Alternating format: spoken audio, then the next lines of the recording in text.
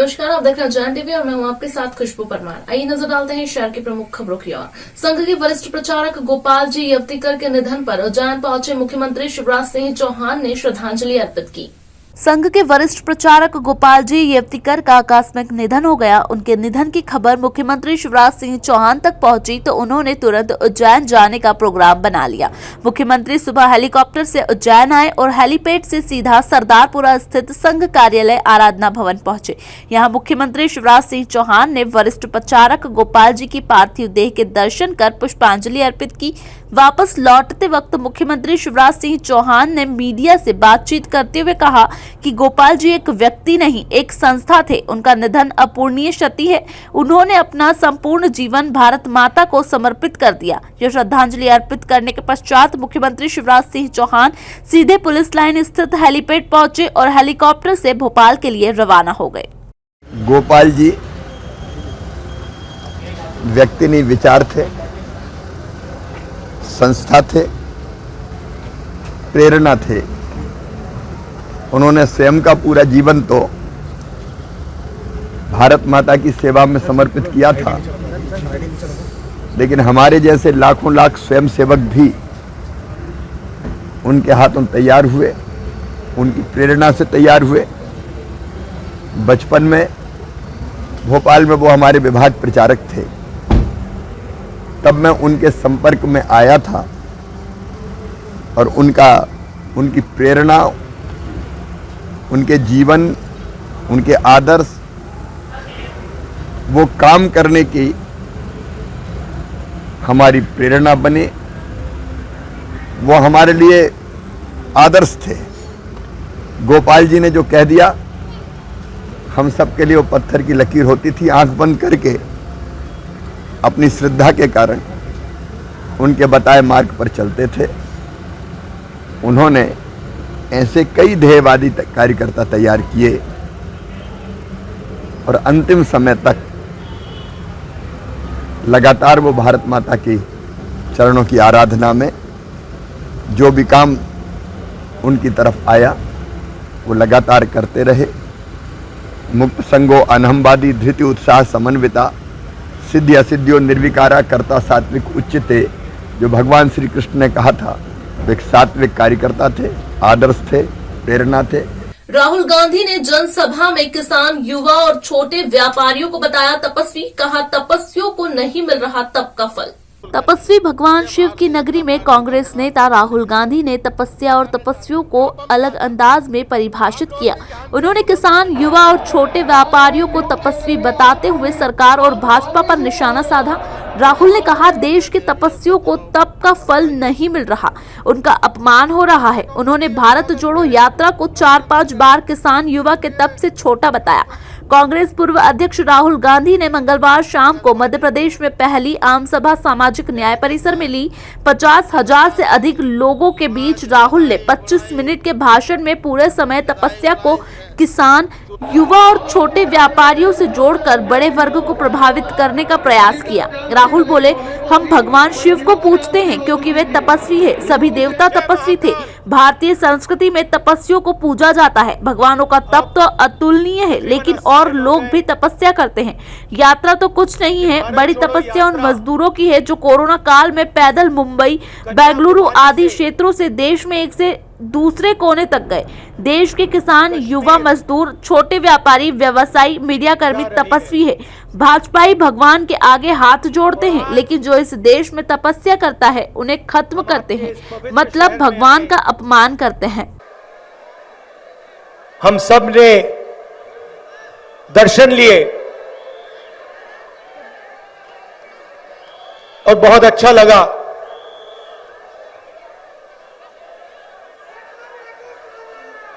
ये आपका जो शहर है,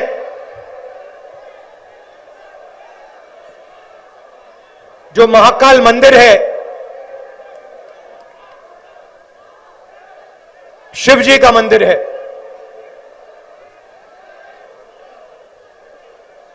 आज हम शिव जी का नाम लेते हैं। क्यों लेते हैं? हिंदुस्तान भगवान शिव को मानता है तो क्यों मानता है? आप में से कोई बता सकता है? ये संसार के सबसे बड़े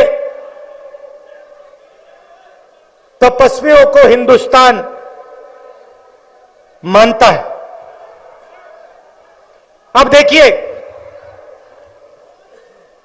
सबसे बड़े शिव जी तपस्वी कृष्ण भगवान तपस्वी, श्री राम तपस्वी, और हिंदू धर्म के किसी भी भगवान को आप देखिए, सारे के सारे तपस्या करे हैं। सही या गलत? और सिर्फ भगवान तपस्या नहीं करते। स्टे खारिज होने के बाद प्रशासन ने महाकाल विस्तारीकरण के अंतर्गत बड़ा गणेश मंदिर से 5 मकानों को हटाने की कार्रवाई शुरू। महाकाल के विस्तारीकरण के तहत बड़ा गणेश मंदिर की लाइन में 9 मकानों को हटाया जाएगा, जिनमें से 5 मकानों को हटाने की कार्रवाई शुरू की गई। एक मकान को कुछ दिन पहले प्रशासन की टीम ने जमींदोज कर दिया था। उस दौरान 8 मकानों के मालिकों ने कोर्ट से स्टे लाकर कार्रवाई नहीं होने दी थी, जिसमें सिर्फ एक ही मकान को समय प्रशासन की टीम तोड़ पाई थी। अब इनमें से 5 मकानों का कोर्ट ने स्टे खारिज कर दिया, जिसके बाद प्रशासन की टीम महाकाल मंदिर के बड़ा गणेश मंदिर के लाइन में बाहर बने मकानों का अतिक्रमण तोड़ने पहुंची। अभी भी 3 मकानों को कोर्ट का स्टे है, जिन्हें प्रशासन नहीं तोड़ पाएगा। इस बाबत एसडीएम कल्याणी पांडे ने बताया, आज यहाँ पे 5 मकानों को जिला प्रशासन और नगर निगम द्वारा तोड़ा जा रहा है और इनमें पूर्व में इन्होंने स्टे प्राप्त कर लिया था, परंतु स्टे कल दिनांक को वैकेट होने के बाद आज कार्रवाई की जा रही है। इसमें 5 थे आवेदक जन जो तहसीलदार न्यायालय में गए हुए थे और उन पर पूरी सुनवाई विधिवत करने के बाद ही तहसीलदार न्यायालय ने ये आदेश जारी किए थे कि यहाँ से ये खाली कर दें, और जो समय सीमा इनको दी गई थी उसमें इन्होंने खाली नहीं किया था, उसके बाद इन पर कार्रवाई की गई। इस पे कुछ आपत्ति उठाई गई थी यहाँ पर जब आप तोड़ते समय? नहीं, उनको सुन लिया गया है न्यायालय में पहले, तो इसीलिए विशेष कोई आपत्ति यहाँ पर नहीं है। जाति प्रमाण पत्र बनाने के लिए तहसीलदार के रीडर ने मांगी 3,500 की रिश्वत, लोकायुक्त ने रंगे हाथों किया गिरफ्तार। सरकार आय जाति प्रमाण पत्र फ्री में बनाने की बात कहती है, पर अधिकारी इसके लिए हजारों रुपए की डिमांड करते हैं। तहसील कार्यालय में रीडर वीरेंद्र नकवाल जाति प्रमाण पत्र बनाने के नाम पर 3500 रुपए की रिश्वत मांग रहा था और इसमें से 2500 रुपए वो पहले एडवांस में ले चुका था। आखिरी किस्त देने के पहले आवेदक ने लोकायुक्त में शिकायत कर दी। लोकायुक्त डीएसपी सुनील कुमार तलान ने बताया, 28 नवंबर को इंदौर के रहने वाले मदन सोनी ने शिकायत की थी कि कलेक्टर कार्यालय में तहसीलदार राधेश्याम पाटीदार का रीडर वीरेंद्र नकवाल जाति प्रमाण पत्र जारी नहीं कर रहा है। उसने जाति प्रमाण पत्र बनाने के पहले रिश्वत मांगी थी। इस पर लोकायुक्त ने वेरीफाई करवा कर मंगलवार दोपहर को मदन लाल को 1000 रुपए देकर पहुंचाया। जैसे ही आवेदक ने रुपए दिए, रीडर ने उन्हें जेब में रख लिया। इसी बीच लोकायुक्त ने आरोपी को दबोच लिया। आरोपी के खिलाफ धारा 7 में केस दर्ज किया गया है।